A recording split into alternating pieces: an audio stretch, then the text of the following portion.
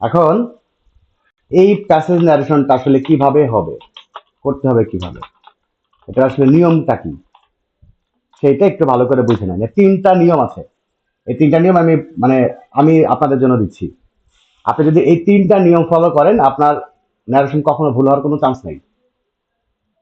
তার মধ্যে এক নাম্বার যেটা, সেটা হচ্ছে আপনারা যেটা করবেন সেটা হচ্ছে প্রথম সেন্টেন্স যেটা পাবেন, প্রথম সেন্টেন্স একটু দেখেন ভালো করে।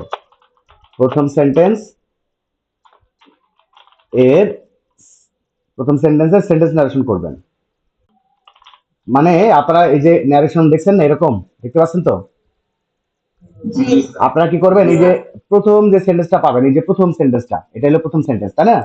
আপনি ন্যারেশন করার শুরুতেই এই প্রথম যে সেন্টেন্সটা পাবেন, এইটা জাস্ট, এটা কোন সেন্টেন্স, কোন সে ইন্টারোগেটিভ সেন্টেন্স, জাস্ট ইন্টারোগেটিভের সেন্টেন্স ন্যারেশনটা এটা করে দিবেন। এটা হচ্ছে প্রথম কাজ।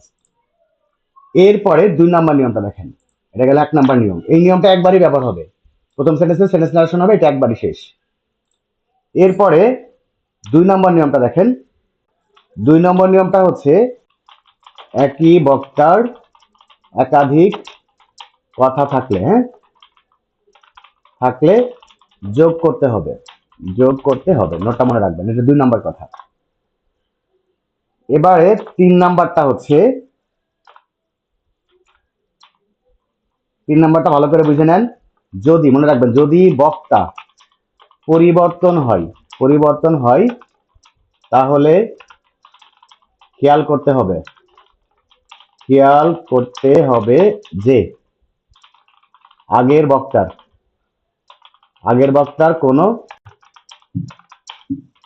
কোনো প্রশ্ন আছে কিনা, প্রশ্ন আছে কি না। যদি প্রশ্ন থাকে, প্রশ্ন থাকে একদম ঠুটস্থ করে ফেলবেন এগুলা। যদি প্রশ্ন থাকে তাহলে, তাহলে এই রিপোর্টিং, রিপোর্টিং ভার্ব এর subject plus replied that, replied that plus person tense আর হচ্ছে ওয়ার্ড পরিবর্তন, পরিবর্তন করবেন। আর যদি, হ্যাঁ, আর যদি প্রশ্ন, প্রশ্ন না থাকে, না থাকে তাহলে আবারও সেন্টেন্স ন্যারেশন করবেন, সেন্টেন্স ন্যারেশন করতে হবে, জাস্ট এইটুকু। হ্যাঁ, এবার দেখেন মনে রাখবেন, আমি একটু এটা সাদা মার্ক করে দিই তাহলে ভালো বোঝা যাবে মনে হয়।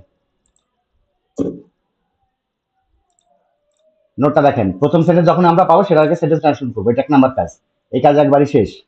এরপরে আমরা দেখব পরবর্তী যখন কথাটা, এটা যখন একই বক্তার কথা হবে, মানে একই বক্তা পরপর 2টা কথা বলুক, 3টা কথা বলুক, সেগুলো সব যোগ করে দিবেন। আর যখনই দেখবেন যে বক্তা পরিবর্তন হয়ে গেছে, তখন খেয়াল করবেন যে আগের বক্তার কোনো প্রশ্ন আছে কিনা। যদি প্রশ্ন থাকে তাহলে রিপোর্টিং ভার্বের subject plus replied that plus percentage one পরিবর্তন করবেন। আর যদি প্রশ্ন না থাকে তাহলে ওইটাকে আবারও সেন্টেন্স ন্যারেশন করবেন। এখন প্রশ্ন হচ্ছে 3 নাম্বার নিয়মটা কোনো অসুবিধা নাই, 2 নম্বর নিয়মটা অসুবিধা হচ্ছে যোগ করতে হবে। যোগটা আমরা কিভাবে করব, তাই না? এই যোগ করার নিয়মটা একটু শুনে নেন। যোগ করার নিয়মটা হচ্ছে, যদি মনে রাখবেন, যদি পরবর্তী, পরবর্তী কথাটি মানে স্পিচটি, হ্যাঁ, কথাটি অ্যাসার্টিভ হলে, মনে রাখবেন অ্যাসার্টিভ, অ্যাসার্টিভ বুঝেন তো, অ্যাসার্টিভ সেন্টেন্স, অ্যাসার্টিভ সেন্টেন্স হলে, সেন্টেন্স হলে লিখবেন হচ্ছে and added that, added that, হ্যাঁ, and added that plus person tense word পরিবর্তন। তাহলে নিয়মটা কি, যদি পরবর্তী কথাটা অ্যাসার্টিভ হয় তাহলে আমরা লিখবো and added that plus percentage word পরিবর্তন। এই নোটটা মনে রাখবেন। আর যদি অ্যাসার্টিভ না হয়, অ্যাসার্টিভ না হয়, না হয় তাহলে কি লিখবেন, আপনারা কি করবেন দেখেন, আপনারা লিখবেন অ্যান্ড, অ্যান্ড লেখার পরে আপনার হচ্ছে প্রত্যেকটা সেন্টেন্সের 5টা করে নিয়ম পাইছেন না আপনারা? জি স্যার। আচ্ছা, এখন আপনারা কি করবেন, অ্যান্ড লেখার পরে ওই সেন্টেন্স ন্যারেশনের, হ্যাঁ, সেন্টেন্স ন্যারেশনের 2 নম্বর একটা নিয়ম আছে না, 2 নম্বর নিয়ম, মানে 1 2 3 এরকম করে 5টা নিয়ম আছে না, প্রত্যেকটা সেন্টেন্স দেখেন 5টা করে নিয়ম আছে। এখন আপনারা কি করবেন, ধরেন ওই সেন্টেন্স নারেশনই করবেন, ঠিক আছে, সেন্টেন্স নারেশনই করবেন, শুধু 1 নাম্বার নিয়মের জায়গায় লিখবেন এন্ড, এরপরে 2 নাম্বার নিয়ম থেকে বাকিগুলা আস্তে আস্তে করবেন, মনে থাকবে? জি স্যার। ওকে, আমি করে আপনাদের দেখাচ্ছি নিয়ম থেকে করতে হবে। তাহলে নোটটা ভালো করে মনে রাখবেন, সেটা হচ্ছে যদি পরবর্তী সেন্টেন্সটা অ্যাসার্টিভ হয় তাহলে আপনি লিখবেন and added that plus percentage word পরিবর্তন, আর যদি অ্যাসার্টিভ না হয় তাহলে আপনারা 1 নাম্বার নিয়মের জায়গায় লিখবেন এন্ড, এরপরে 2 নাম্বার নিয়ম থেকে বাকিগুলো করবেন, ঠিক আছে? এইগুলো একটু মনে রাখবেন ভালো করে, এইগুলাই কিন্তু আসল কাহিনী। এইবার আরেকটা জাস্ট নোট মনে রাখবেন, সেটা হচ্ছে আমি নোটটা লিখে দিই, এটুকু বুঝলে আপনি সব বুঝবেন। নোটটা হচ্ছে প্রথম সেন্টেন্স বাদে মনে রাখবেন, প্রথম সেন্টেন্স ছাড়া, প্রথম সেন্টেন্স ছাড়া রিপোর্টিং ভার্বের অবজেক্ট, নোটটা মনে রাখেন, প্রথম সেন্টেন্স ছাড়া রিপোর্টিং ভার্বের অবজেক্ট নেওয়ার প্রয়োজন নাই। এই নোটটা মনে রাখবেন। আমরা যখন ন্যারেশন করবো, যে কয়েক জায়গায় বলছি না সেন্টেন্স ন্যারেশন করতে হবে, এই যে এখানে যেমন বলছি সেন্টেন্স ন্যারেশন করতে হবে, এরপরে হচ্ছে যে 2 নম্বর নিয়ম থেকে এই যে শেষের লাইনটা কোথায় লিখলাম, এই যে এখানে বলছি সেন্টেন্স ন্যারেশন করতে হবে, আপনি প্রথম সেন্টেন্স বাদে আর কখনো রিপোর্টিং ভার্বের অবজেক্ট নেবেন না, কথাটা কি মনে থাকবে? জি। আচ্ছা, এবার আমি যেটা বললাম সেইগুলো একটু বাস্তবতায় আসেন, নিয়মটা আপনারা পরে আবারও পড়ে নেবেন, আমরা এবার বাস্তবতা ফিরে আসি। আমাদের প্রথম কাজটা কি বলেছিলাম, যে এই প্রথম যে সেন্টেন্সটা পাবো আমরা সেটা সেন্টেন্স ন্যারেশন করবো, রাইট? জি স্যার। ওকে, তাহলে আমরা এটা সেন্টেন্স ন্যারেশন করে ফেলি। এটা হচ্ছে মাদার, খুব ভালো করে বুঝে নেন, মাদার, এটা ইন্টারোগেটিভ না, আস্ক জি স্যার। নাফি, আস্ক নাফি, তারপরে হট, তারপরে ইউজ সেকেন্ড পারসন নাফির সাথে পরিবর্তন হবে হি, তারপরে অ্যামিজার থাকলে ওয়াজ ডুইং, নাও থাকলে দেন। ক্লিয়ার হয়েছে? কথা ক্লিয়ার কিনা এ পর্যন্ত? জি স্যার। আচ্ছা, এখন একটা জিনিস সবসময় মনে রাখবেন, সেটা হচ্ছে I am doing my homework, এই কথাটা কার? নাফির কথা। এখন আপনারা একটু মাথা খাটায় বলেন, এই সেন্টেন্সটা যে নারেশন করবেন, এখন এই প্যাসেজ নারেশনের 2 নম্বর নিয়মে করবেন নাকি 3 নম্বর নিয়মে করবেন? Sir 2 number. না, হয়নি আপনাদের। এই যে বক্তা পরিবর্তন হলে, যখন একই বক্তার কথা হবে, নোটটা ভালো করে মনে রাখবেন, যখন একই বক্তার কথা হবে তখন হচ্ছে 2 নম্বর নিয়ম, রাইট? একই বক্তার কথা হলে 2 নম্বর নিয়ম, আর বক্তা যখনই পরিবর্তন হবে তখন 3 নম্বর নিয়ম, জাস্ট এইটুকু মনে রাখবেন, আর কোনো কাজ নাই। একই বক্তার কথা হলে 2 নম্বর নিয়ম, আর ভিন্ন বক্তার কথা হলে তখন 3 নম্বর নিয়ম। তাহলে এটা তো ভিন্ন বক্তার কথা, ঠিক কিনা? জি স্যার। আচ্ছা, এখন 3 নম্বর নিয়মটা আমি বলি। 3 নম্বর নিয়মটা লিখেছিলাম, যদি বক্তা পরিবর্তন হয় তাহলে খেয়াল করতে হবে আগের বক্তার প্রশ্ন আছে কিনা, যদি প্রশ্ন থাকে তাহলে রিপোর্টিং ভার্বের subject plus reply that plus percentage word পরিবর্তন। ক্লিয়ার? তাহলে বক্তা পরিবর্তন হয়ে গেছে, এখন দেখেন আগের বক্তার প্রশ্ন আছে কিনা। আগে কথা বলেছে মাদারের তো একটাই কথা বলেছে এবং একটাই প্রশ্ন, ঠিক কিনা? জি। তাহলে যদি আগের বক্তা প্রশ্ন করে তাহলে নিয়মটা হচ্ছে রিপোর্টিং ভার্বের subject plus reply that plus percentage word পরিবর্তন। ক্লিয়ার?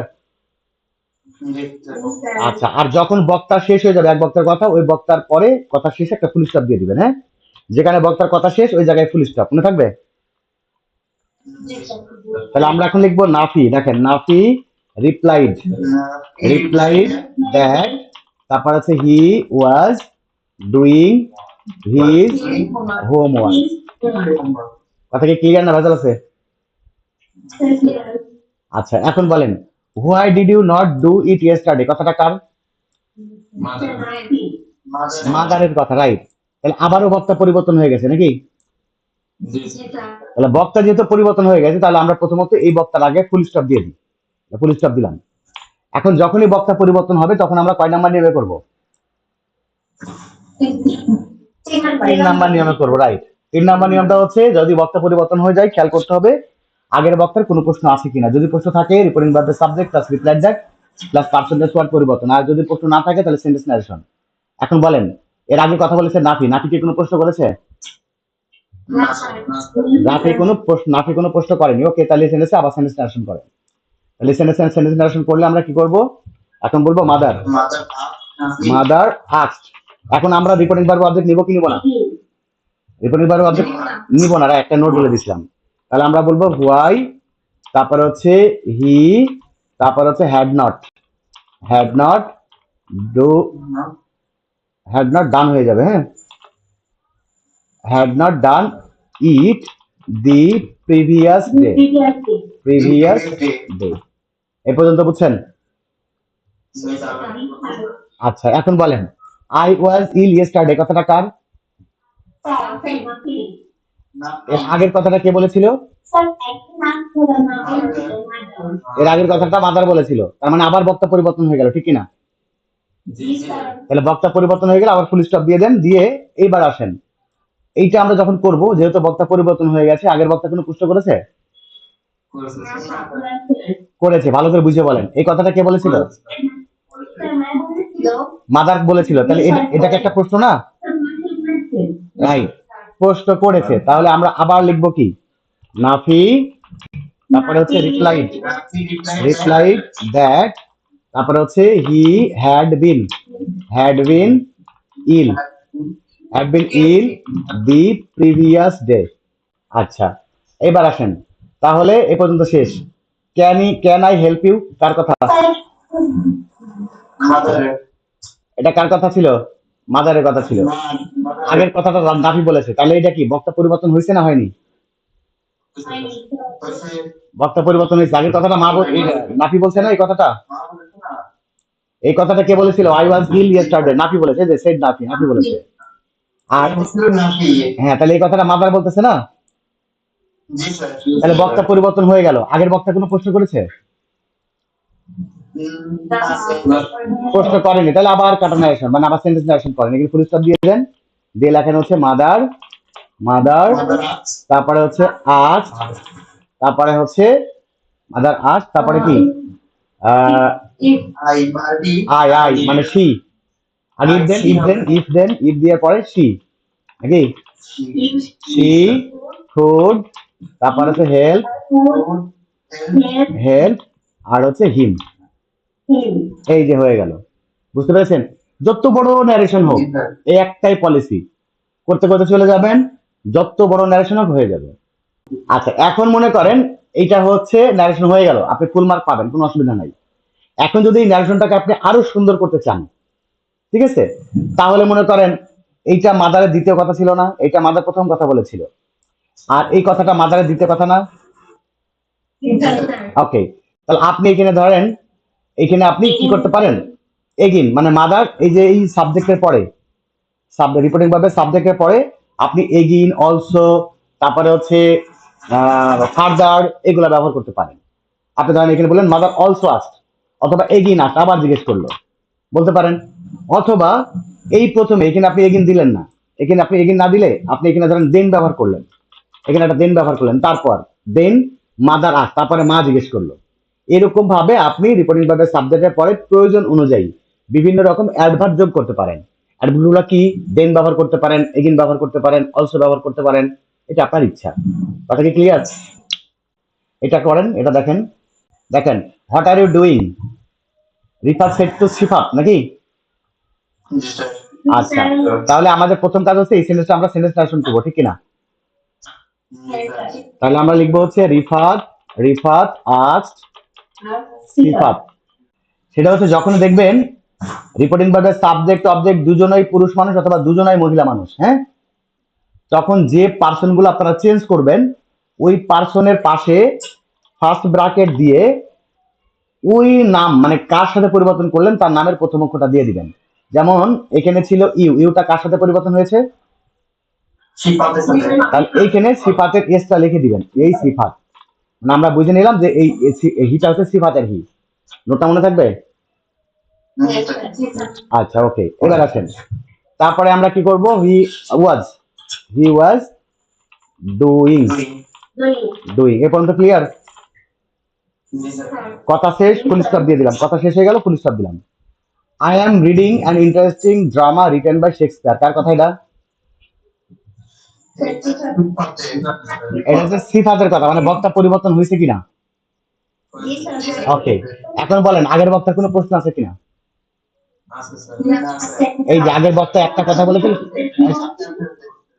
আগের বক্তা রিফাত একটাই কথা বলেছিল, সেটাই একটা প্রশ্ন। তাহলে আমরা এখন লিখবো হচ্ছে সিফাত রিপ্লাইড দ্যাট। সিফাত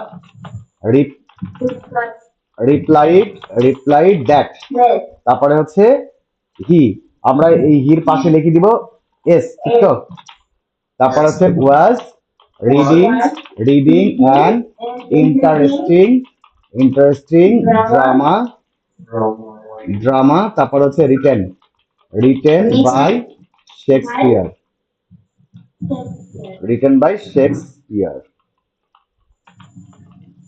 কথা কি ক্লিয়ার?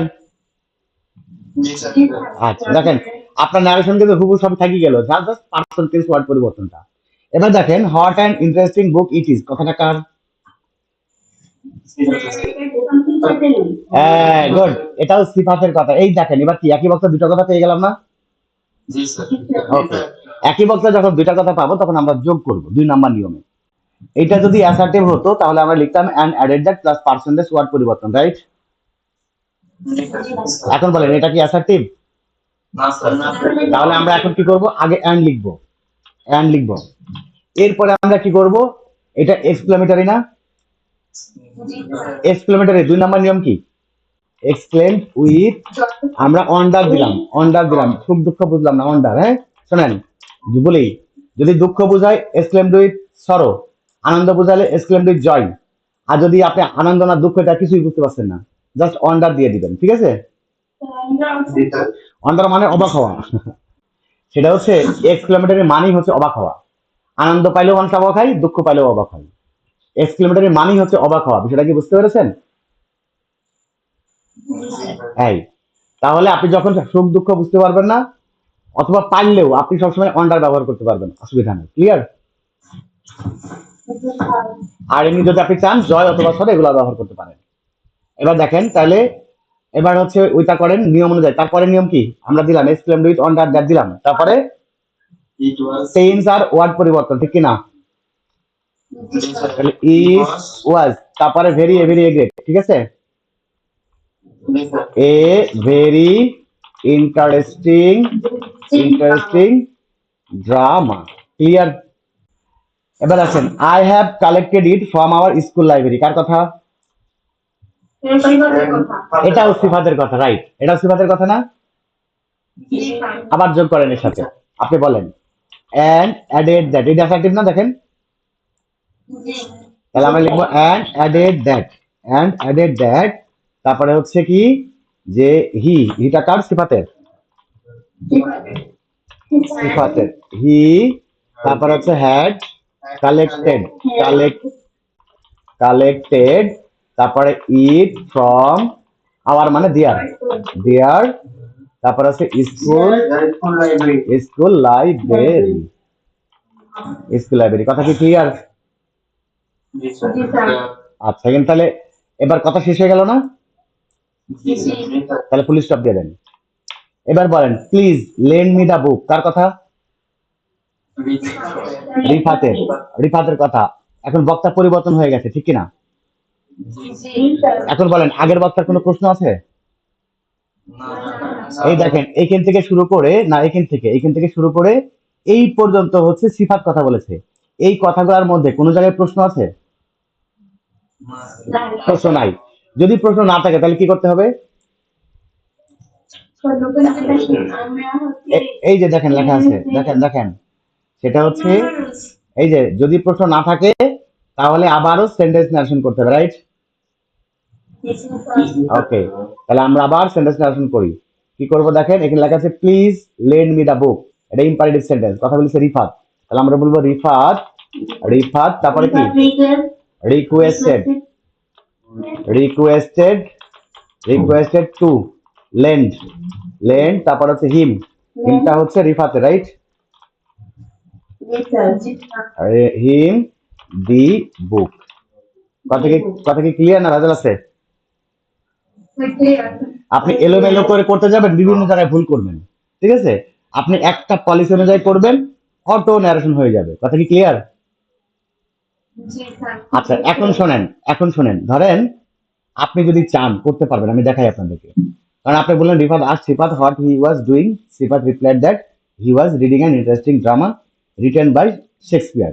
আচ্ছা, এখন মনে করেন যে এখানে আপনি ফুল স্টপ দিয়ে দিলেন, দিয়ে আপনি যদি বলেন হি এক্সক্লেমড উইথ দ্যাট, মানে যোগ করলেন না, না করে আপনি বললেন যে হি এক্সক্লেমড উইথ ওয়ান্ডার দ্যাট। কথা কি ক্লিয়ার?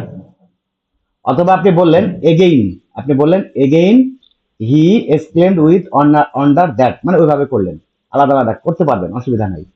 বুঝতে পেরেছেন? মানে স্যার যোগ না করলে সাবজেক্ট দিতে হবে না? যোগ না করলে সাবজেক্ট দিতে হবে, হ্যাঁ ঠিক আছে। Okay sir. এবং যোগ যদি না করবেন না, তখন অবশ্যই আপনাকে একটা অ্যাডভার্ব ব্যবহার করতে হবে।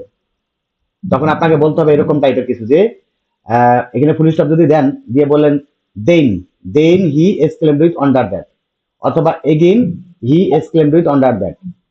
বুঝতে পেরেছেন? এবার মনে করেন এখানে আপনার আমরা অ্যাডেড দ্যাট দিয়ে যোগ করলাম। এখন আপনি এখানে অ্যাডেড দ্যাট দিলেন না, না দিয়ে এখানে ফুল স্টপ দিয়ে বললেন হি অ্যাডেড দ্যাট, অথবা বললেন হি অলসো অ্যাডেড দ্যাট, অথবা বললেন হি ফার্দার অ্যাডেড দ্যাট। কথা কি ক্লিয়ার? সেভাবে আপনি চাইলে করতে পারবেন, অসুবিধা নাই। মানে ন্যারেশন পরিবর্তনের মূল টপিকটা বুঝছেন কিনা? জি স্যার। আপনি বিভিন্ন ভাবেই করতে পারবেন, শুধুমাত্র আপনাকে খেয়াল রাখতে হবে আপনার যেন পার্সন টেন্স ওয়ার্ড ভুল না হয়, এই তিনটা জিনিস পরিবর্তন যেন ভুল না হয়। আর হচ্ছে মনে করেন এখানে যদি আপনি সব ঠিক করলেন, এখানে সেট টু দিলেন, তাহলে কি হবে? ন্যারেশনের যেগুলো মৌলিক নিয়ম, ন্যারেশনের যেগুলো মৌলিক নিয়ম সেইগুলো চেঞ্জ করা যাবে না। এর বাইরে আপনি বিভিন্ন ভাবে সাজায় এই ন্যারেশন করতে পারবেন। কথা কি ক্লিয়ার এবার? জি স্যার।